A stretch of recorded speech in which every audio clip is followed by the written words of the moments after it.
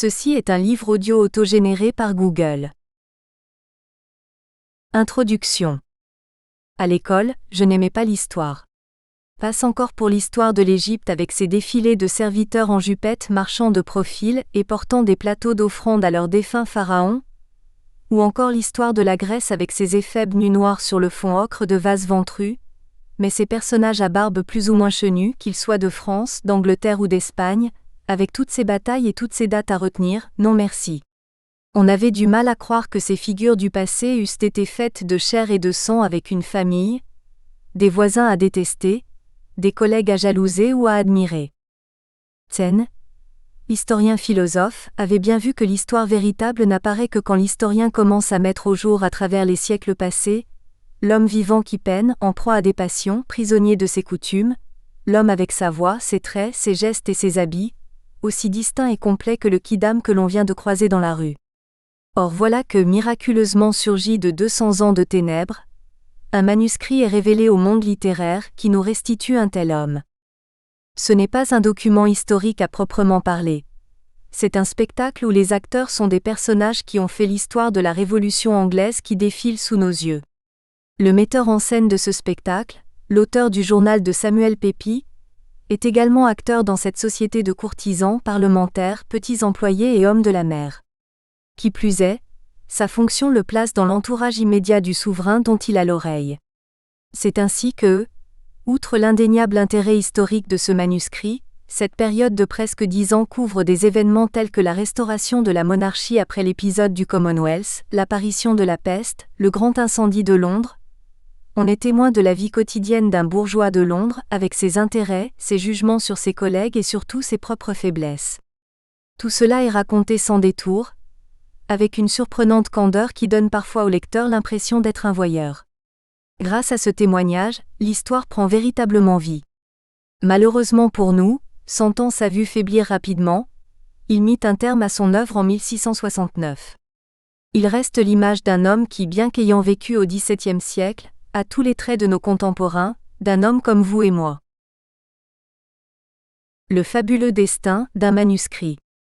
Pour mesurer la chance que nous avons de pouvoir lire aujourd'hui le journal, il faut connaître le chemin tortueux qu'il a suivi pour nous parvenir. La première surprise vient du fait que le journal a été écrit en code, la tachygraphie de Shelton.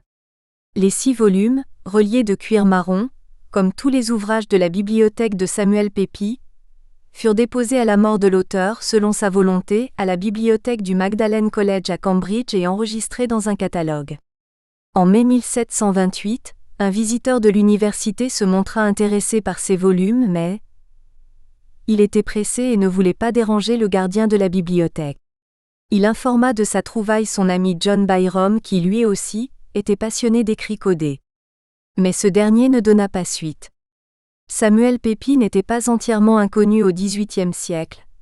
Sa collection de ballades parut en 1765 et sa relation de la fuite de Charles Ier fut publiée en 1766. Mais il était loin de la célébrité. C'est alors qu'un jeune maître, George Neville, dont l'oncle connaissait un peu la sténographie, fut nommé à Magdalen College.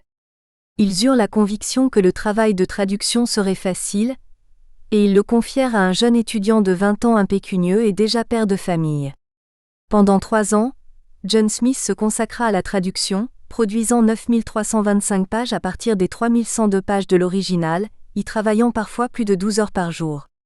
Ironie du sort, il ne savait pas que la clé du code se trouvait aussi à la bibliothèque du collège. Il n'omit que quelques passages licencieux qu'il indiquait sur la page de gauche comme étant OBJ, objectionable, choquant. Les mots grossiers tels que bloody apparaissent en abrégé sous la forme BY par exemple et YD pour yard, qui représente le mot pénis. Pour cet âge de 3 ans, il ne reçut que 200 livres. Mais ceci n'est que le début de l'odyssée du journal. En effet, la traduction fut transmise à un autre membre de la famille Neville, Richard Neville qui devint Lord Braybrook, lequel se fit son éditeur officiel et bourreau. Il mutila l'œuvre, supprimant les du texte et réécrivant des passages entiers pour obtenir ce que son éditeur moderne a appelé un travesti de l'original. De plus, il mentionna à peine John Smith, lequel vivait misérablement d'une cure dans le Nord avec sa femme invalide. Ce n'est qu'en 1832 que le malheureux obtint sa propre paroisse, avec un revenu décent. L'œuvre de Braybrook fut publiée en 1825 et suscita un grand intérêt. Une édition plus complète parut en 1848 et 1854, de laquelle le nom de John Smith avait disparu. Ce dernier mourut en 1870, sans avoir publié son histoire du journal, qu'il disait avoir écrite. Comme le fait remarquer le critique George Sanson, John Smith est l'un des héros méconnus de la littérature anglaise. Alors, nous n'aurions qu'une version mutilée du journal ? Non. Après la mort de Braybrook, un professeur au Magdalen College, Minors Bright, entreprit une nouvelle traduction à partir de l'original, qui suscita des critiques hostiles pour avoir inclus des détails contraires à la bienséance. Seul, Robert Louis Stevenson, Dr. Jekyll, prit la défense de ce journal qu'il compare à l'œuvre d'un Rousseau ou d'un Hazlitt, allant jusqu'à dire qu'un génie comme Montaigne pourrait lui envier son art de la description. De nombreuses rééditions se sont succédé depuis, mais c'est seulement en 1976 qu'une nouvelle traduction fut publiée dans son intégralité, nous donnant le journal tel que Samuel Pepys l'a écrit il y a 300 ans. Et dire que SP avait envisagé de le détruire avec d'autres documents plus personnels. Des années folles. Selon l'historien français Hippolyte Taine, la Restauration anglaise débuta par une véritable boucherie, sans jeu de mots. Ceux qu'il appelle des bulldogs n'eurent aucune pitié pour leurs ennemis. Les lords dirigèrent les procès des républicains avec une cruauté et un excès de rancœur extraordinaire. Par exemple, pendant son procès, Sir Harry Vane fut flanqué du bourreau, de noir vêtu et une corde à la main. On voulait lui donner un avant-goût de la mort. On le descendit du gibet encore vivant et il put voir ses entrailles jetées au feu. Puis il fut écartelé et on lui arracha le cœur qui battait encore pour le montrer à la populace. On sait que les corps déjà décomposés de Cromwell, Ayrton et Bradshaw furent déterrés nuitamment, et leurs têtes plantées sur des pics à Westminster Hall. Les dames assistaient à ces honteux spectacles, et les courtisans composaient des chansons pour les célébrer. En même temps que la vengeance aveugle, la débauche se répandit parmi les courtisans. L'auteur du journal s'en inquiète maintes fois au cours des 10 années pendant lesquelles il observe et rapporte les faits et gestes du cercle d'aristocrates qu'il approche parfois de très près. En bon historien qu'il est, Taine analyse les causes de cette folie collective. L'origine en est, selon lui, le fanatisme puritain qui avait sévi pendant la période précédente. Pendant des années, l'imagination maladive des Anglais en proie à des terreurs religieuses avait détruit la vie des hommes.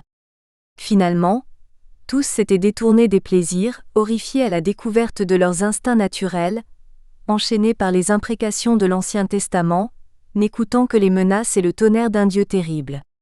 Le portrait qu'il fait du puritain typique est en tout point digne de la Bruyère. Le puritain marche lentement, les yeux tournés vers le ciel, les traits allongés, le teint bilieux, les cheveux coupés courts, vêtus de brun ou de noir sans ornement. Tout son corps, le ton même de sa voix doit porter le signe de la pénitence et de la grâce divine. Son discours est truffé de citations du livre saint, son nom et le nom de ses enfants sortent tout droit de la Bible. Tout prouve que ses pensées sont confinées dans le monde des prophètes et des ministres de la vengeance divine. Et la contagion, de l'intérieur s'étendit à l'extérieur. L'ascétisme personnel devint tyrannie publique. Le puritain avait proscrit le plaisir pour les autres et pour lui-même. En conséquence, le Parlement ferma maisons de jeu et théâtres. On fouetta les acteurs, on punit d'amende les jurons, on abattit les arbres de mai, symbole du renouveau et de la joie. On mit à mort les ours qui divertissaient les foules, on recouvrit de plâtre les statues impudiques, les festivals poétiques furent interdits. Amendes et châtiments corporels mirent fin à tous les divertissements, même pour les enfants, susceptibles de profaner le sabbat, jeux, danses, sonnailles de cloches. Dans les églises, on enleva ou on mutila les tableaux, statues et ornements. Les seuls plaisirs permis étaient le chant nasillard de psaumes et la participation à des controverses fielleuses. C'est en Écosse, terre aride et froide, que l'intolérance atteignit les limites de la férocité et de la mesquinerie. On institua le contrôle de la vie privée dans les familles, on enleva leurs enfants aux couples catholiques, on força les gens à abjurer leur foi sous peine d'emprisonnement à vie ou même de mort et des dizaines de sorcières furent traînées au bûcher. En 1648 il y en eut 30 en un seul jour. Il semblait qu'un nuage noir s'était abattu sur les hommes, effaçant toute beauté, éteignant toute lumière et toute joie. On imagine facilement le sentiment de délivrance qui submergea la population, lors du retour du roi. Taine compare cette réaction à un fleuve qui, longtemps contenu, explose soudain emportant tous les barrages. Mais toujours selon notre historien, tout ce qu'il y avait de bon en l'homme fut emporté. Il ne resta que la fange et le vice. On peut sourire de la différence de nature qu'il croit voir entre un Français et un Anglais. La débauche chez un Français n'est qu'à moitié repoussante. L'instinct animal peut surgir mais sans excès car le Français est naturellement raffiné, peu enclin à une sensualité grossière. Le libertin reste sociable et poli, et surtout il garde la verve qui lui permet maint trait d'esprit et une conversation brillante. Chez les aristocrates de la Restauration anglaise, au contraire, tout ce qui peut excuser un carnaval, la drôlerie et l'esprit étaient absents. C'est exactement ce que pense Samuel de la cour de Charles II, et du roi lui-même. Le monarque ne prend pas son rôle au sérieux. Au lieu d'être un exemple de travail, de dignité, de majesté, il s'est installé dans une vie de stupre et de plaisir, femmes, courses de chevaux, sport, beuverie, théâtre. Certes, il est intelligent, aimable, poli, mais il est inconstant et vite gagné par l'ennui. Il ne se faisait pas d'illusions sur l'amour qu'on pouvait lui porter. Autour de lui, tout n'était que vanité et cupidité. L'irrésistible ascension d'un fils de tailleur. Au moment où Samuel Pepys entre en scène, protagoniste du journal qui débute en 1660, il a 27 ans. Quelle est sa situation? À quoi ressemble le personnage? D'après une source de l'époque, c'était un homme brun, petit et trapu, toujours affairé, l'air imbu de son importance, la démarche digne des hommes de petite taille. Sans l'éclat et la pétulance de son regard, il eût été franchement laid. En effet, ses traits tels qu'on les voit dans son portrait peint en 1666 par John Hay, ne sont pas d'une grande finesse et sa bouche épaisse trahit un penchant pour les plaisirs sensuels, penchant qu'il dévoile librement dans le journal. Pour ce qui est de sa situation générale, il la décrit lui-même dans une sorte de bilan qu'il fait de l'année écoulée. Ce qu'il mentionne en premier, c'est son état de santé qui est excellent, nous dit-il. Rien d'étonnant à ce qu'il en soit particulièrement satisfait. En effet, en mars 1658, il a subi une opération de la pierre. Cette affection du rein semble avoir affecté plusieurs autres membres de sa famille. Il est si heureux de ne plus souffrir. Nous espérons que vous avez apprécié cet aperçu. Pour continuer à écouter ce livre audio sur Google Play Livres, utilisez le lien dans la description de la vidéo.